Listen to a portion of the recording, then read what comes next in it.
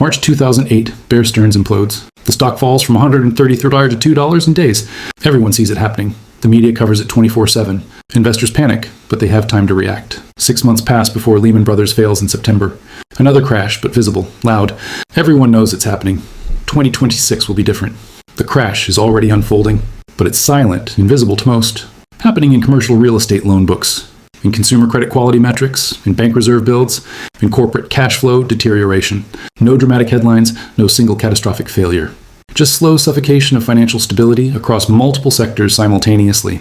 Over $1.5 trillion in commercial real estate loans will mature by the end of 2026, with nearly $936 billion in commercial real estate loans scheduled to mature in 2026. Americans' total credit card balance is $1.233 trillion as of the third quarter of 2025, the highest balance since the New York Fed began tracking in 1999. Margin debt sits at $1.21 trillion, 3.98% of GDP, the highest in recorded history. These aren't predictions, these are current conditions. The crash isn't coming, it's here, but it's silent because it's diffused. No single dramatic event, just thousands of small failures compounding into systemic collapse. And when the public finally recognizes what's happening, when it becomes loud and obvious, it will be too late to prepare. Let me show you exactly how the silent crash is unfolding right now, why almost nobody is positioned for it, and what makes this different from every previous crisis. The maturity wall, a slow-motion avalanche. The commercial real estate maturity wall isn't a future problem. It's currently crushing property owners and lenders, but it's happening quietly, one loan at a time, one extension at a time, one default at a time. Commercial real estate loans totaling almost $1.8 trillion are set to mature before the end of 2026, according to TREP. This debt originated during the low-rate era. 10-year loans from 2015-2017 at 3% to 4% interest rates. Short-term financing from 2020 to 2022 when money was essentially free. Now these loans are maturing. The math is brutal. A 3.5% loan in 2016, potentially refinancing at 7%. Borrowers are having sticker shock. Since 18 months ago, they found multiple lenders offering 4% mortgage coupons, and now it's 8% or even 10% first mortgage rates. Here's why this creates a silent crash rather than a visible one. When a loan matures and can't be refinanced, the borrower and lender have three options. Default immediately, forcing foreclosure and recognizing losses. Sell the property at a loss, or extend the loan, pretending the problem will resolve itself. Most are choosing option 3. Loan modifications have temporarily eased distress, but they've added to future refinancing burdens. Lenders extended many loans made during the low-rate era, hoping to avoid losses. These extensions delayed distress, but have now created a much larger maturity wall for 2026. This is the silent crash mechanism. Instead of one dramatic failure, you get thousands of extensions. Each extension delays the recognition of loss, but it doesn't eliminate the loss. It compounds the problem, because the extended loan still can't be serviced at current rates. The property still can't generate enough income. The borrower still can't refinance when the extension expires. One sign of the accompanying stress is the commercial mortgage-backed security special servicing rate, with its latest numbers inching up to 8.2%, the highest since June 2021. Special servicing means the loan has been transferred to specialists who handle troubled debt. It's the stage before default, and it's accelerating. Office buildings are the epicenter. Vacancy rates near 20% nationally, higher in major cities. Remote work isn't temporary. It's permanent structural change. Companies that used to lease 5 floors now lease 2. Some have abandoned office space entirely. The demand that justified building these towers no longer exists. But the buildings don't vanish. The loans don't disappear. They just become unpayable. In Manhattan alone, the delinquency rate for loans on office buildings jumped more than 1,000% from January 2023 to January 2024. 1,000%, yet there's no panic. No headlines screaming crisis, just quiet deterioration. The extensions can't continue forever. Over $930 billion in loans will come due in 2026, according to MSCI. That's more than triple the $300 billion set to mature in the second half of 2025. The maturity wall that was pushed back through extensions is now bigger than if defaults had been recognized earlier, and 2026 is when it hits with full force. While commercial real estate gets attention from professionals, consumer credit deterioration is invisible to most people. It's happening in aggregate statistics that don't make headlines. Delinquency rates ticking up, charge-off rates increasing. But slowly, quietly, nobody panics over a 1/10% increase in credit card defaults. Except those small increases compound into systemic fragility. Credit card balances have risen by $463 billion since Q1 2021, when credit card debt bottomed out at $770 billion during the pandemic. That's a 60% increase in 4 years. Americans' credit card debt is $306 billion higher than the pre-pandemic record set in Q4 2019, when balances stood at $927 billion. That's a 33% increase. This isn't discretionary spending. People aren't borrowing to buy luxuries. They're using credit cards to fund basic expenses. Groceries, gas, utilities. The gap between income and cost of living is being filled with credit card debt. The average APRs for cards accruing interest rose to 22.83% in Q3 2025. At 22% interest, debt doubles in just over 3 years if only minimum payments are made. Families borrowing to pay for necessities are entering a debt trap they can't escape. The delinquency data shows the stress. In the third quarter of 2025, 8.88% of credit card balances have become delinquent by 30 days or more over the past year. This is up from previous quarters and trending wrong direction. But it's not panic-inducing yet. 8.88% sounds manageable. Banks can absorb that, but look deeper. Subprime borrowers show signs of strain with a rising share of the overall debt. There's a growing K-shaped split in the consumer landscape, with subprime borrowers falling behind. The cracks start at the weakest points. Subprime defaults first. Then, prime borrowers who lose jobs or face income shocks. The stress spreads systematically. The silent crash mechanism here is that individuals default quietly. Your neighbor loses their job and stops making credit card payments. Nobody knows except them and their bank. The bank adds the loss to their reserves. No headlines, no panic. Just one more household falling into financial distress. Multiply this by millions. Each failure is silent. But in aggregate, they're destroying bank capital, constraining credit availability, and creating the conditions for cascading failures. And because it's diffused across millions of households, nobody sees the systemic danger until it's too late. Nearly 4 in 10 with credit card debt have lied about it. People are hiding their financial stress. From family, from friends, from themselves. This makes the silent crash even more insidious. When everyone hides their struggles, nobody realizes how widespread the problem is, until suddenly it becomes undeniable. Banks have access to data you'll never see.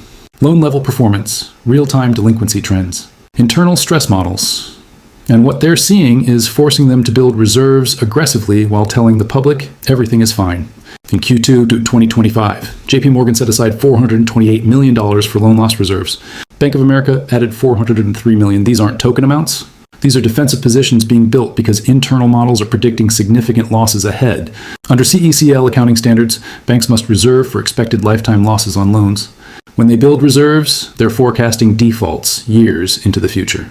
Every dollar added to reserves is a dollar that doesn't flow to profits. Banks hate building reserves because it makes them look less profitable and reduces returns to shareholders. They only build reserves when their models force them to, when the data leaves no choice. And right now, they're building reserves at a pace that contradicts their public statements about economic strength. The Federal Reserve's 2025 stress test projected $472 billion in total loan losses under a severe scenario. Of that, $157 billion would come from credit cards alone. All 22 major banks passed the stress test. The headline was reassuring. Banks are well capitalized and resilient. But passing a stress test doesn't mean there won't be losses. It means banks can survive losses. The test doesn't prevent crisis. It just ensures banks won't completely fail during crisis. And the fact that banks are building reserves beyond what the stress test requires tells you their internal models are predicting worse conditions than the Fed's official scenarios. This is the silent crash in banking. No bank failures yet. No lines of depositors demanding their money. Just quiet defensive positioning by institutions that see trouble ahead. When Silicon Valley Bank, Signature Bank, and First Republic failed in 2023, those were loud crashes. Visible failures that created panic. But those failures happened before the commercial real estate crisis fully materialized, before consumer credit deterioration accelerated, before the maturity wall hit with full force. The next wave of bank stress will be different. Not sudden failures of badly managed institutions, but grinding pressure on well-managed regional banks that are simply overexposed to deteriorating sectors. The silent crash doesn't announce itself. It accumulates, banks build reserves, extend troubled loans, reduce exposure where they can, all while maintaining public confidence. Because confidence is everything in banking. If everyone believes banks are safe, they are safe. If doubt spreads, bank runs become self-fulfilling. While attention focuses on real estate and consumer credit, corporate America is facing its own silent crisis. Cash flow deterioration that's masked by accounting but visible in the data. Companies are spending record amounts on stock buybacks. $942.5 billion in 2024, projected $1.2 trillion in 25. This buying creates artificial demand that supports stock prices. But it's increasingly funded with debt, not cash flow. Big tech companies are projecting AI capital spending of $405 billion in 2025, with estimates of $1.15 trillion from 2025 to 2027. Much of this is debt financed. Companies are borrowing to build AI infrastructure that hasn't proven it can generate sufficient returns to service the debt. This creates double leverage. Companies take on debt to fund AI spending and buybacks. Investors use margin debt to buy these companies' stocks. When revenue growth disappoints, when AI spending doesn't deliver promised returns, both layers of leverage unwind simultaneously. The silent crash mechanism is that corporate distress develops slowly. A company misses earnings slightly. Analysts downgrade but maintain buy ratings. The stock falls 5%. Management reassures investors.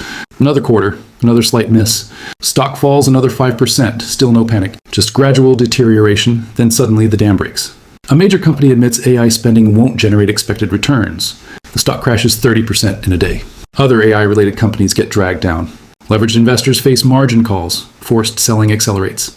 What was a slow decline becomes a rapid collapse. But until that moment of recognition, the stress is invisible. Companies maintain guidance. Executives express confidence. Buy recommendations remain consensus. Nobody wants to be first to acknowledge the fundamental weakness. So the silent crash continues until it can't be hidden anymore. All of these factors, commercial real estate, consumer credit, banking stress, corporate leverage, are accelerating simultaneously. And 2026 is when they converge. The commercial real estate maturity wall peaks in 2026.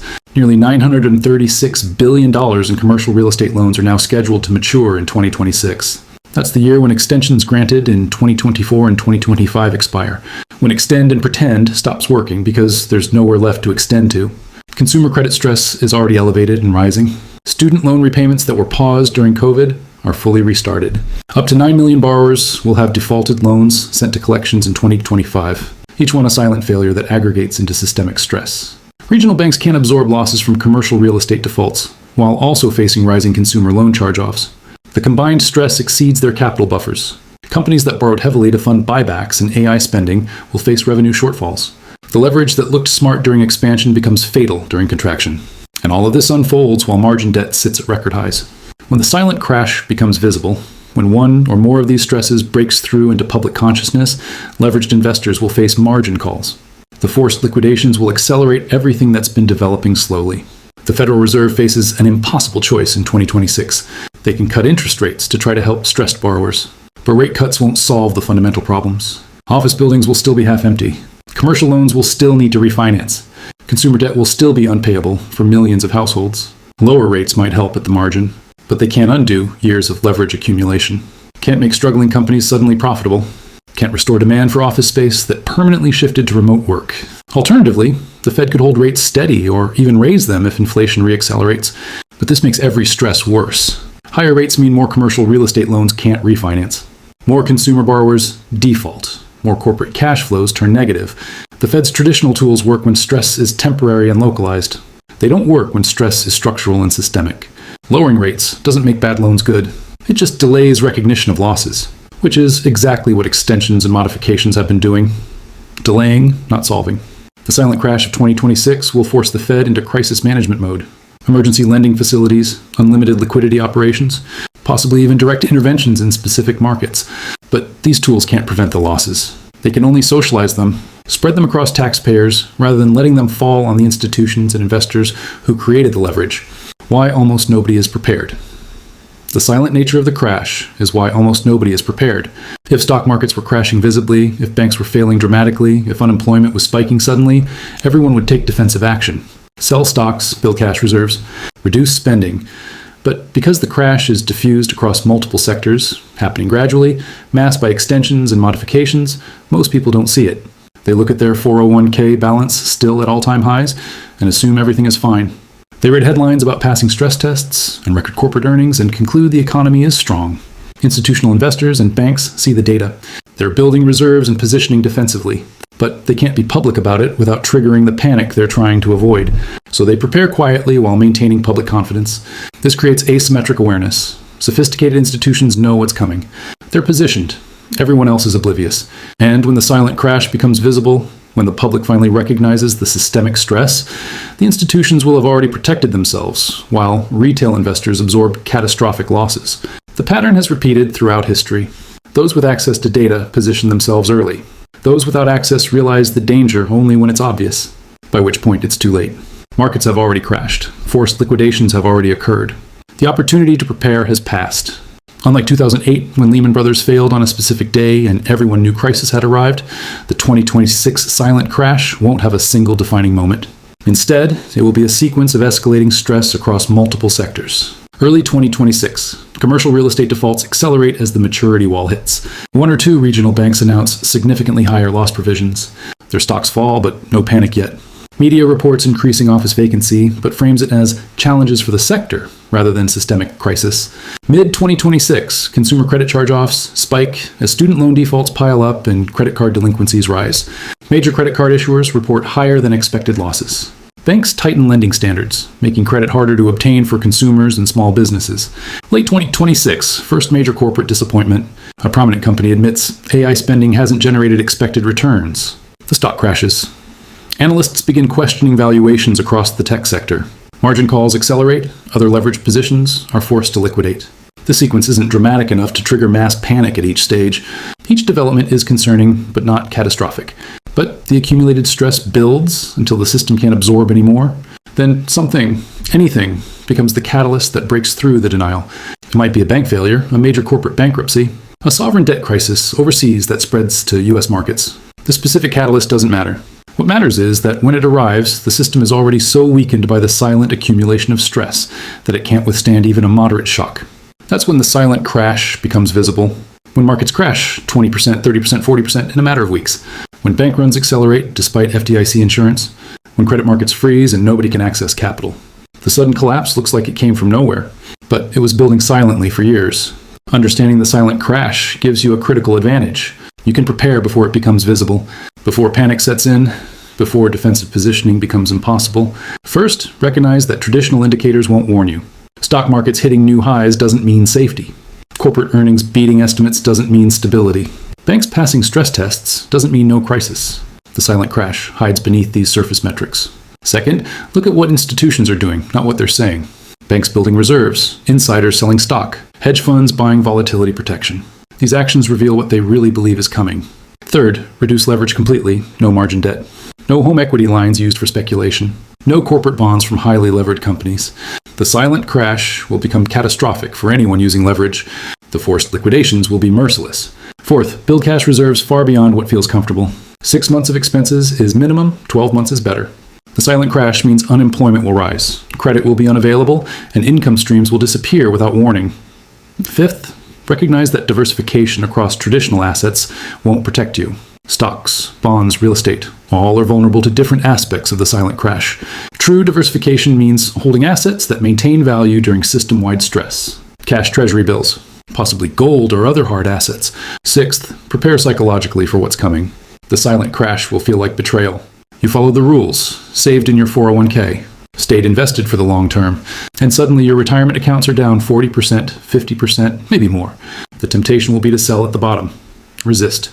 The silent crash is the most dangerous because it doesn't announce itself. It accumulates invisibly until the system breaks. And those who don't prepare before it becomes visible will have no time to protect themselves after. You now understand what's unfolding. Multiple crises developing simultaneously, each hidden from public view, all converging in 2026. The question is whether you'll act on this knowledge while there's still time, or whether you'll wait until the silent crash becomes loud, obvious, and inescapable, by which point it's too late. The crash is already here, it's just silent.